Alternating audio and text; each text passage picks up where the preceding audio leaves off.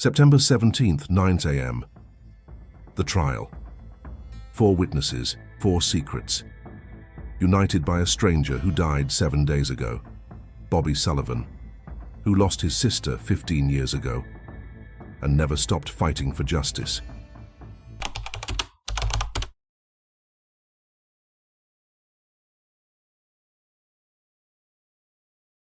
Sarah, David, Patrick, and Becca waited in the small room reserved for witnesses. They had given separate depositions over the past few days. But this was the first time they were all together. The silence was heavy, each processing what they were about to do, each carrying their own guilt. It was Sarah who broke the silence. "So, today's the day." David nodded, nervous. "Yes, today.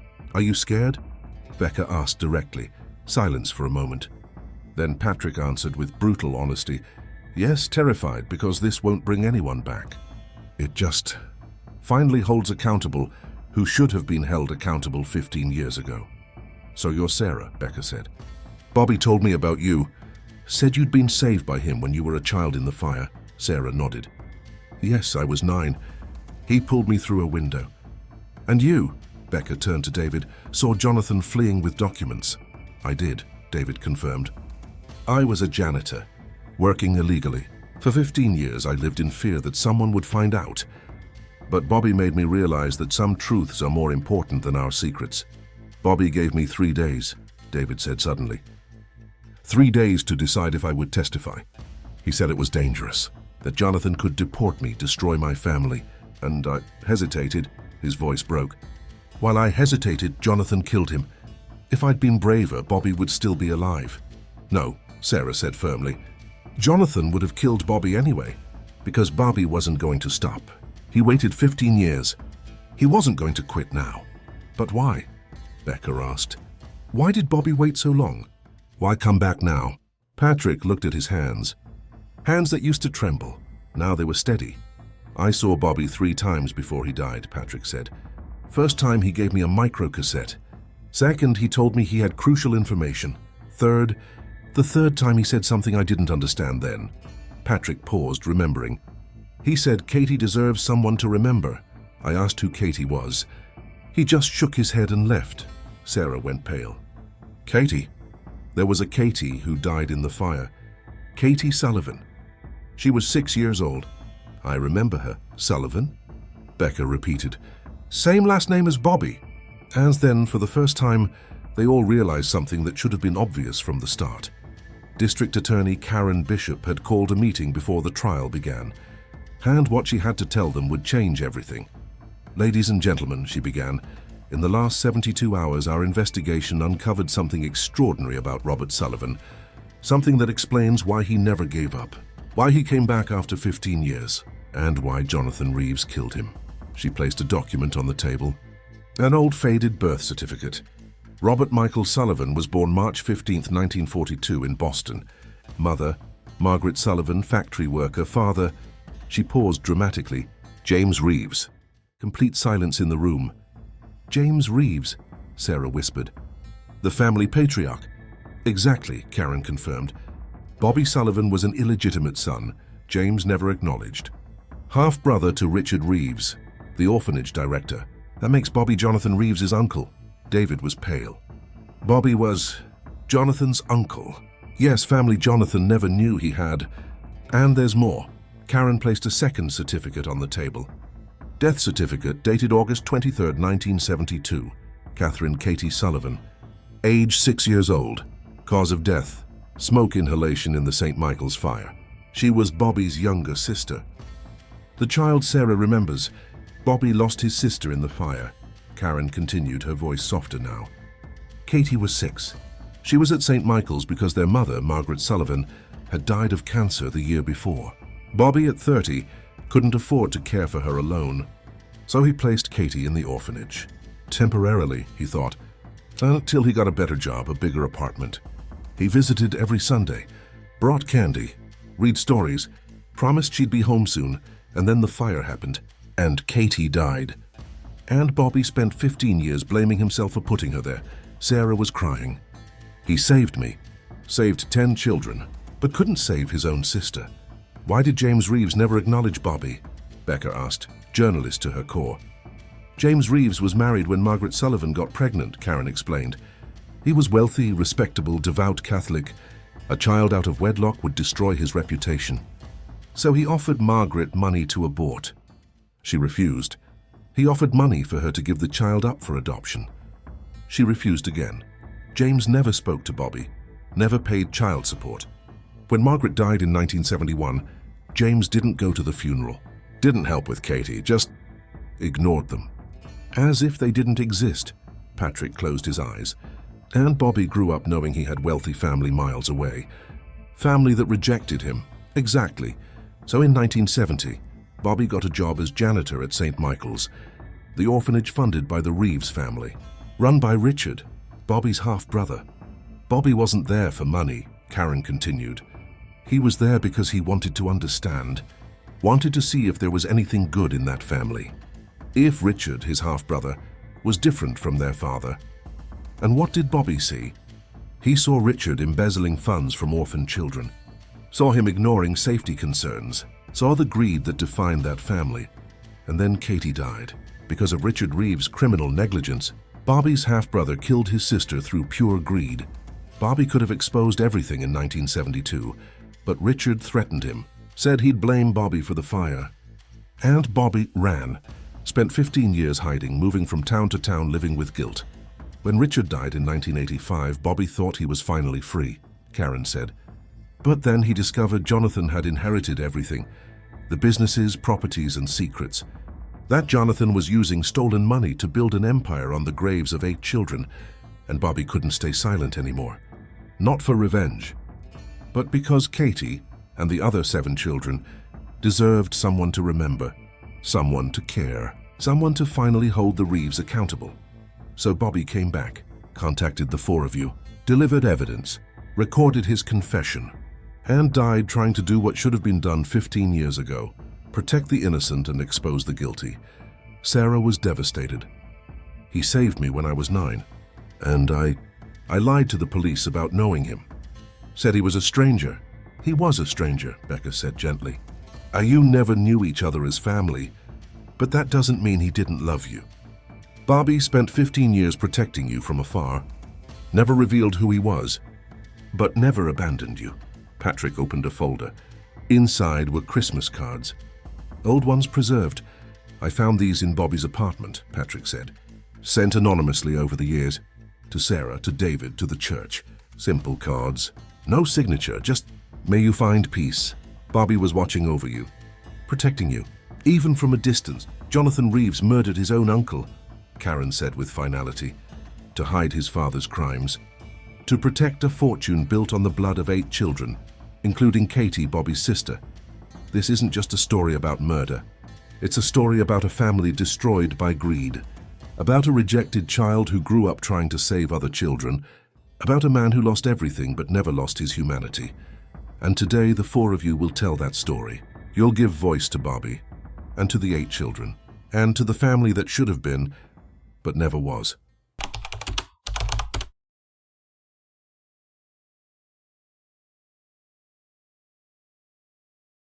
The trial began at 2 p.m. Packed courtroom, reporters, victims' families, Harborview residents divided between shock and disbelief. Jonathan Reeves sat at the defense table beside 3 expensive lawyers. He no longer looked like a generous benefactor. He looked like a man who realized his empire of lies was crumbling, and it was. Sarah was first. She took the witness stand wearing a simple blue blouse, hair pulled back. No makeup. No masks. District Attorney Karen Bishop began gently. Mrs. Mitchell, did you know the deceased, Robert Sullivan? Yes, Sarah answered, voice steady. He saved me from a fire when I was 9 years old. He was the janitor at the orphanage where I lived. On the night of August 23, 1972, he pulled me through a window. I owe him my life. Did you stay in contact after the fire? No, I was adopted immediately and changed my name. I didn't know where Bobby was, but... Sarah paused. I recently discovered Bobby always knew where I was. He sent me Christmas cards anonymously for 15 years. I never knew who they were from. Until now. When Bobby returned to Harborview in September 1987, did he contact you? Yes, he showed up at my inn. Said he had information about the fire, about why it happened, about who was responsible. And did he say who was responsible? Sarah looked directly at Jonathan. He said Richard Reeves had embezzled funds from the orphanage, that dangerous wiring was ignored to save money, and that Jonathan Reeves knew everything and was continuing the cover-up. Murmurs in the gallery. The judge struck his gavel. Bobby gave me an envelope with documents, memos, ignored inspection reports, evidence of criminal negligence. He said he'd kept everything for 15 years, waiting for the right moment. And why was this the right moment? Sarah took a deep breath. Because Richard Reeves had died without paying, and Bobby couldn't live anymore knowing 8 children, including his own sister, had been forgotten. Defense attorney attacked on cross-examination. Mrs. Mitchell, you were only 9 in 1972. How can you be certain of your memories? Sarah rolled up her sleeve, exposing a burn scar on her forearm. This scar matches exactly the one Bobby had. We got them in the same place when he pulled me from the burning building. Memories can fail. Scars don't. You initially lied to police about knowing Bobby Sullivan? Yes, because I was afraid. Afraid of being dragged back into the St. Michael's case and losing the life I'd rebuilt. So you admit to being a liar? I admit to lying out of fear, Sarah corrected. But I'm not lying now. And the evidence Bobby gave me, documents, records, memos, doesn't lie. It's all in the files the prosecution presented. David took the stand, trembling. Linda watching from the gallery. Children at home with grandparents. But David wasn't alone. He had the support of the entire community. Mr. Chen, Karen began, were you at St. Michael's on the night of the fire? Yes, I was assistant janitor. I worked with Bobby Sullivan. And what did you see that night? David took a deep breath. I saw Jonathan Reeves leaving the side of the building at 2:30 a.m., while flames were already rising. He was carrying a leather briefcase. When he saw me, he got nervous, said something about trying to help, and left quickly. But I saw that the alarms didn't work, that emergency lights didn't come on. I started to suspect something was very wrong. Why didn't you tell the police in 1972? Shame crossed David's face. Because I was in the United States illegally, using a false identity. If I drew attention, I'd be deported, so I ran, moved to another town, built a new life on a lie. Did Bobby Sullivan contact you recently? Yes, 4 days before he died. He came to my restaurant, said he was going to expose Jonathan Reeves, asked if I would testify about seeing Jonathan leaving the building with a briefcase. And did you agree? I hesitated, David admitted. I was afraid. Afraid of deportation, of losing my family, of destroying everything I'd built. Bobby gave me 3 days to decide. Tears fell. While I hesitated, Jonathan killed him. If I'd been braver. Bobby Sullivan's murder was not your fault, Karen said firmly. It was Jonathan Reeves' fault. He's the one who pulled the trigger. Not you, David wiped tears. Bobby told me something before he left. He said, I can't save Katie, but I can make sure she's remembered. And sometimes that's all we can do for those we love. Silence in the room. That phrase, simple but devastating, summed up everything. Patrick entered without his cassock, just a simple grey suit. Patrick Doyle, former priest. Patrick Doyle, witness. Mr. Doyle, Karen began, were you an assistant priest at St. Michael's in 1972? Yes, I assisted the senior pastor. And did you see memos about dangerous conditions at the orphanage? Patrick closed his eyes. Yes, in August 1972. Memos from Ellen Walsh, the nurse, and Bobby Sullivan, the janitor, warning about faulty wiring, blocked emergency exits, empty fire extinguishers. They asked for immediate action. And what was done? Nothing. The memos were filed away. The bishop said it was an administrative matter for the Reeves family, not the diocese. I was told not to get involved. And you obeyed. Yes, Patrick opened his eyes, guilt visible. I obeyed. I chose hierarchy over conscience. And 3 weeks later, 8 children died. Did you carry that guilt for 15 years? Every day. Every mass. Every confession I heard. I knew I should have acted. But I chose comfort over courage. Did Bobby Sullivan come to you recently? Yes, 3 times. First time he gave me a microcassette and told me to keep it safe. Second, he gave me copies of the memos I should have acted on in 1972. Third, Patrick paused. The third time, he told me he didn't blame me. Said we all make choices out of fear. But now I had a chance to choose differently. And did you choose? Yes, I gave the microcassette to the police. I testified. I resigned from the priesthood. Because it's not enough to pray for the victims. You have to act for them. Karen nodded. And the microcassette Bobby gave you, and is it here today? Yes.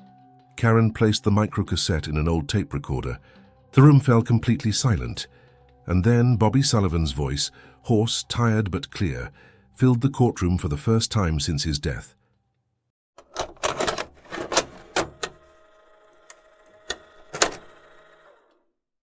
My name is Robert Michael Sullivan. It's September 4th, 1987. I'm recording this because I know Jonathan Reeves is going to try to kill me. I'm the son of Margaret Sullivan and James Reeves, illegitimate son who was never acknowledged, half-brother to Richard Reeves, uncle to Jonathan Reeves. My sister, Katie Sullivan, was 6 years old when she died in the St. Michael's fire on August 23, 1972. She was there because I put her there. Because our mother died and I couldn't afford to care for her alone. I visited every Sunday. Promised she'd be home soon, but she never came home. Because Richard Reeves, my half-brother, embezzled funds that should have fixed dangerous wiring. Because Jonathan Reeves, my nephew, helped his father cover it all up and Katie died. Along with 7 other children, I should have spoken up in 1972, but Richard threatened me, said he'd blame me, and I ran. For 15 years, I lived with the guilt of abandoning Katie, of not saving her when I saved other children. But now Richard is dead, and Jonathan inherited everything, the stolen money, properties, and secrets. He's using a fortune built on Katie's grave to make himself look like a good man. I can't stay silent anymore. Katie deserves someone to remember. The 8 children deserve justice. If you're hearing this, it's because Jonathan killed me. But he didn't silence me, because I gave evidence to 4 people, Sarah, David, Patrick, and Rebecca. And together they'll finish what I should have done 15 years ago. Katie, if you can hear me wherever you are, I'm sorry. Sorry I failed. But I promise that this time your name will be remembered, and the men who took you from me will pay. When the recording ended, no one moved. Heavy silence filled the courtroom. Then slowly the judge asked, "Does the defense wish to cross-examine?" Jonathan's lawyers whispered among themselves. Finally, the lead defense attorney stood. "No, Your Honor, no questions." Becca was last. She brought a thick folder. Complete investigative journalism dossier. "Miss Walsh," Karen began, "did you conduct an investigation into the St. Michael's fire?" "Yes, for 3 weeks I reviewed financial records, interviewed survivors, tracked fund movements." "And what did you discover?" Becca opened the folder. "I discovered Richard Reeves embezzled $340,000 from St. Michael's between 1970 and 1972. Money that should have been used for maintenance was diverted to personal investments. I discovered Jonathan Reeves used $180,000 of that stolen money to start his first company in 1973. Every cent of his current fortune is stained with the blood of 8 children." She placed documents on the table. "And I discovered my mother, Ellen Walsh, was about to expose everything publicly in August 1972. She had documented every violation, every embezzlement, every ignored warning. 3 months after the fire, my mother died. Officially complications from burns, but I found letters, anonymous letters threatening her, telling her to stay quiet, or something bad would happen. Bobby Sullivan gave me an envelope 4 days before he died," Becca continued. "Inside was everything I needed. He said, 'Your mother tried. You have the chance to finish.' So I finished. I exposed Jonathan Reeves, exposed the corruption, exposed 15 years of lies. And now Jonathan Reeves will answer not just for Bobby Sullivan's murder, but for every life destroyed by his family's greed." If you're enjoying this video, please click the like button so YouTube can share it with more people. And if you enjoy this type of video, please subscribe to our channel.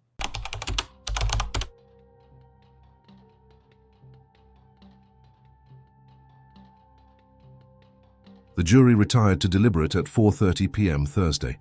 The prosecution had presented a devastating case. Witnesses, forensic evidence, Bobby's recording, financial records.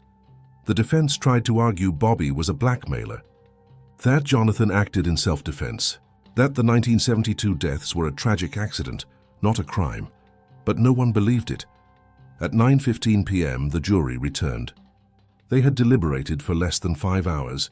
The judge asked, "Has the jury reached a verdict?" The jury foreman stood. "Yes, Your Honor. In the case of first-degree murder of Robert Michael Sullivan, how does the jury find?" Silence. "Then, guilty." Sarah squeezed David's hand. Becca closed her eyes. Patrick murmured a silent prayer. In the case of 8 counts of criminally negligent homicide resulting in the St. Michael's fire, how does the jury find? Guilty on all counts. In the case of fraud, money laundering, and obstruction of justice. Guilty, guilty, guilty. A week later, Jonathan Reeves returned to court for sentencing. The prosecution asked for life in prison without possibility of parole. The defense asked for leniency. Jonathan was 40. He still had his whole life ahead of him. The judge looked at Jonathan for a long moment. Then he spoke. "Jonathan Reeves, you have been found guilty by a jury of your peers of multiple heinous crimes. You murdered your own uncle to hide your father's crimes. You built an empire on the graves of 8 innocent children. You threatened witnesses. You used stolen money to buy a reputation. You had every advantage in life, wealth, education, opportunities. And you chose to use those advantages to perpetuate a legacy of greed and violence. Robert Sullivan had no advantages. Born illegitimate, rejected, poor, lost his younger sister because of your family. And yet he chose courage, chose truth, chose justice. You chose murder. I sentence you to life in prison without possibility of parole. You will spend the rest of your days paying for your choices. And I hope that in that time, you learn something Bobby Sullivan was born knowing. That a person's worth isn't in money or name, but in character. And you have none.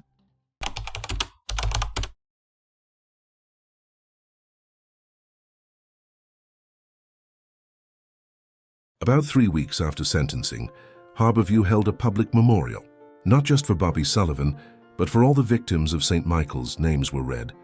Stories were told, and for the first time in 15 years, 8 children weren't just statistics. They were people.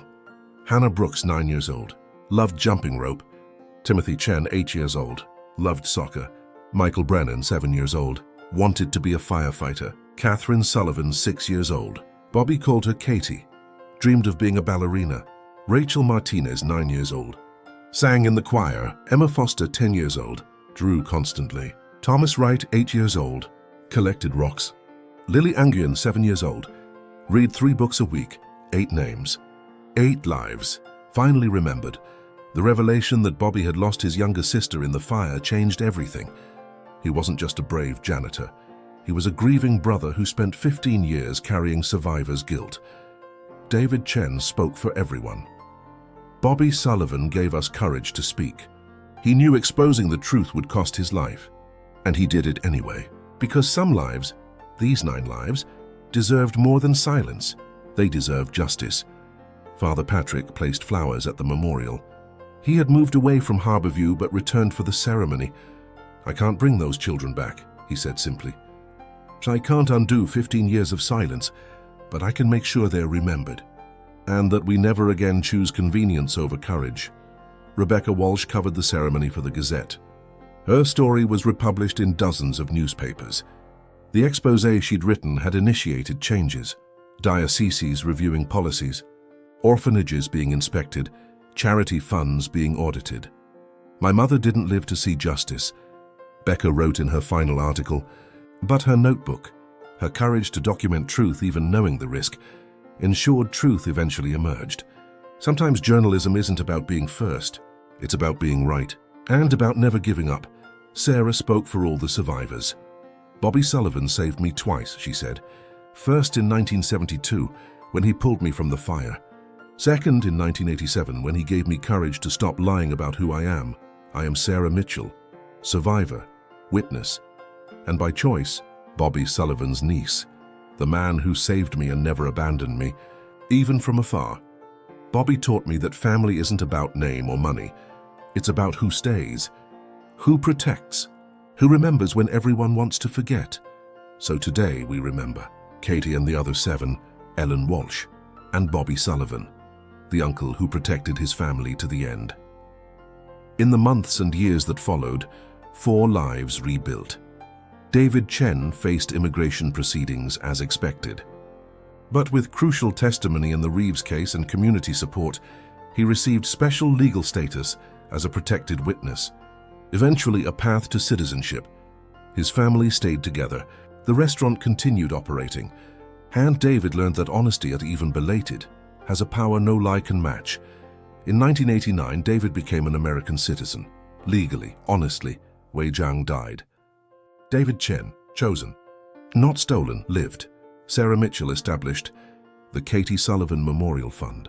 Money confiscated from Jonathan was used for educational scholarships for trauma survivors. The first recipient was Jenny Chen, David's daughter, who wanted to be a nurse like Ellen Walsh.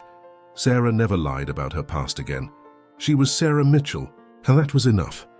In 1990, Sarah and her husband Mark adopted 2 children, not to replace lost family, but to build chosen family.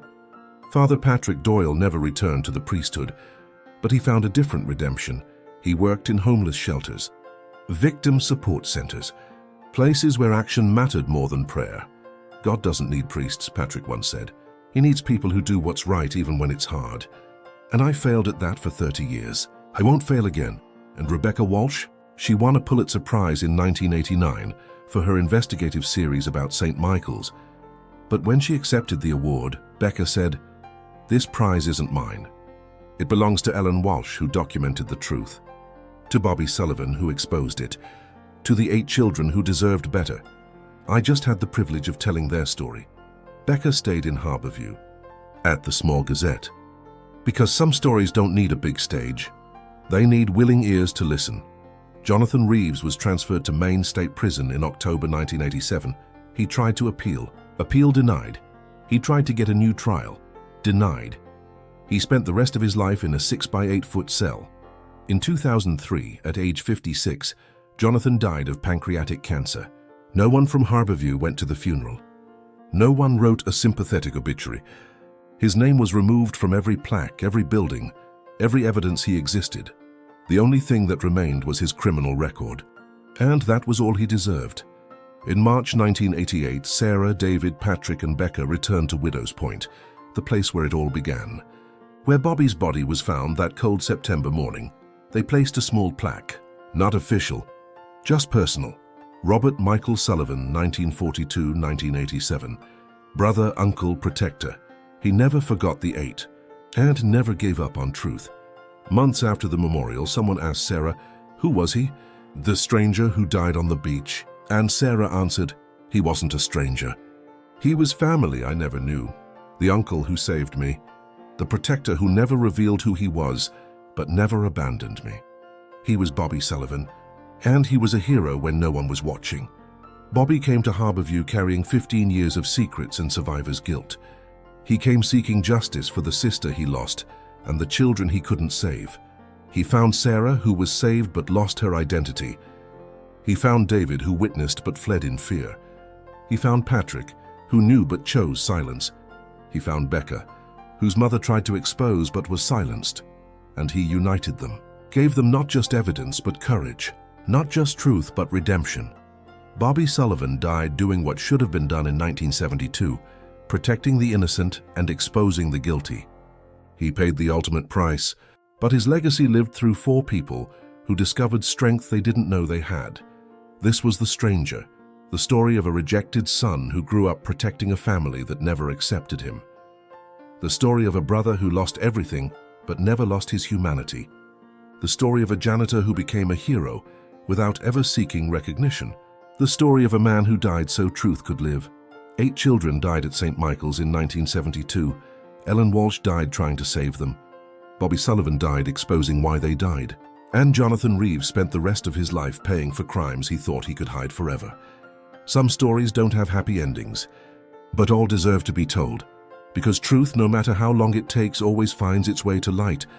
And sometimes all it takes is one person, brave enough to begin. A rejected uncle who refuses to forget.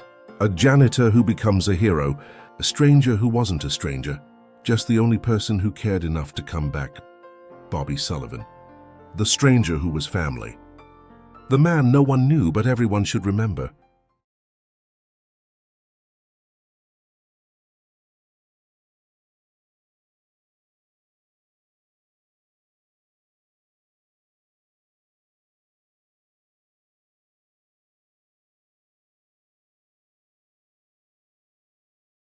If you like this video, subscribe to the channel and share our video to help us spread our stories.